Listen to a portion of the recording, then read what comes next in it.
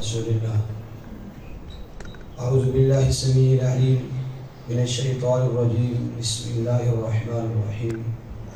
ولا يغتب بعضكم بعضا أيحب أحدكم أن يأكل لحم أخيه ميتا فكرهتموه.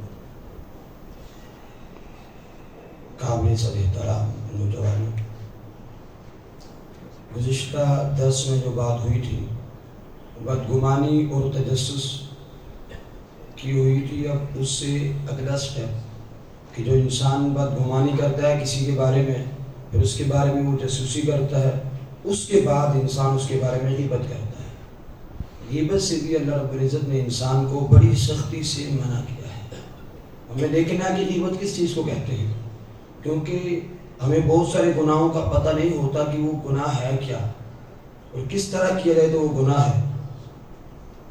سیدنا ابو ہریرہ رضی اللہ تعالیٰ عنہ فرماتے ہیں حضور سرور کائنات صلی اللہ علیہ وآلہ وسلم کی بارگاہ میں سوال کیا گیا، حضور معنی غیبت کس چیز کا نام ہے؟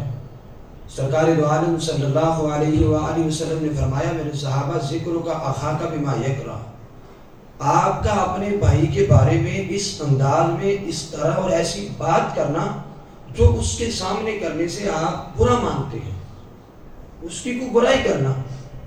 تو اصحاب رسول نے بڑے ادب سے سوال کیا، اللہ کے نبی جو بات ہم اس بندے کے بارے میں کرنا چاہتے ہیں یا کر رہے ہیں، اگر وہ بات اس بندے کے اندر وہ عیب، وہ بات، وہ غلطی موجود ہو تو پھر بھی غیبت ہے.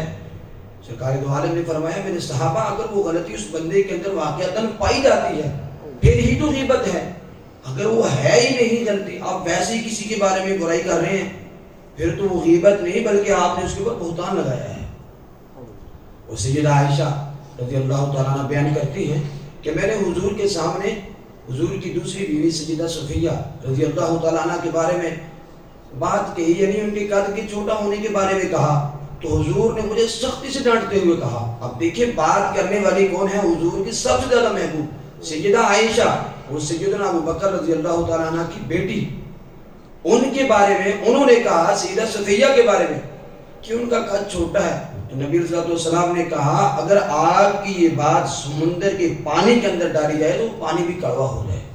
یعنی اتنی سخت چیز ہے کسی کی غیبت کرنا. اور سیدنا انس بن مالک کہتے ہیں حضور کہتے ہیں جب مجھے معراج کروائی گئی میں نے جنت اور جہنم کا نظارہ کیا تو میں نے دیکھا کچھ لوگ ایسے بدنصیب تھے کہ ان کے ناخن تانبے کے تھے اور اپنے چہرے اور اپنے سینوں کو نوچ رہے تھے.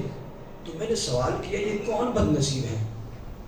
جبرائیل امین نے کہا یہ آپ کی امت کے وہ لوگ ہیں کہ جو لوگوں کی غیبتیں کیے کرتے تھے اور لوگوں کی عزتوں کو پامال کیا کرتے تھے.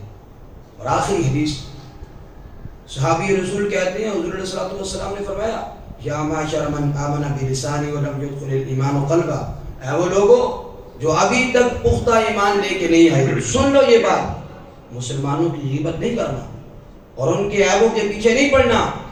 بے شک جو مسلمانوں کے عیبوں کے پیچھے پڑتا ہے اللہ تعالیٰ اس کے عیوب کے پیچھے پڑ جاتا ہے، اور جس کے عیوب کے پیچھے اللہ پڑ جائے اسے اللہ اپنے گھر کے اندر ہی ذلیل کر دیتا ہے.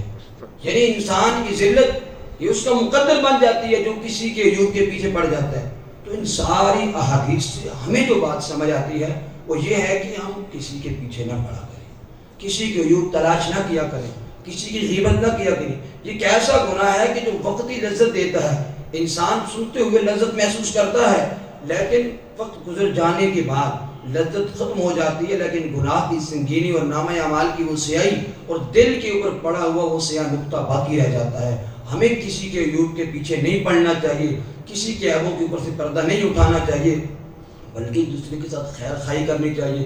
کون سا کوئی ہم نے یہاں صدیاں گزارنی ہیں، کون سا کوئی ہم نے یہاں حکومت کرنی ہے. تھوڑی سی زندگی ہے اسے پیار سے، محبت سے، الفت سے اور ادب سے گزارنا چاہیے. ایسے لمحات گزار کے جائیں کہ آپ کے جانے کے بعد ہر شخص آپ کو اچھے الفاظ کے ساتھ یاد کرے. وہ کسی نے کہا تھا نا کہ تو کسی کے عیبوں کو بے نقاب نہ کیا کر، خدا حساب کرے گا تو حساب نہ کیا کر. میں تو برا ہوں مجھے نہ دیکھ پوری نظر سے، تو اپنی نظر کا خیال کر. میں تو برا ہوں تو اپنے آپ کو خراب نہ کر. اللہ تعالی ہمیں ان بیماریوں سے اور عیوب سے بچائے جو ہمارے گناہوں کو بڑھا دیتی ہیں اور نیکیوں کو ختم کر دیتی ہیں. ھذا ما عندی واللہ اعلم بالصواب.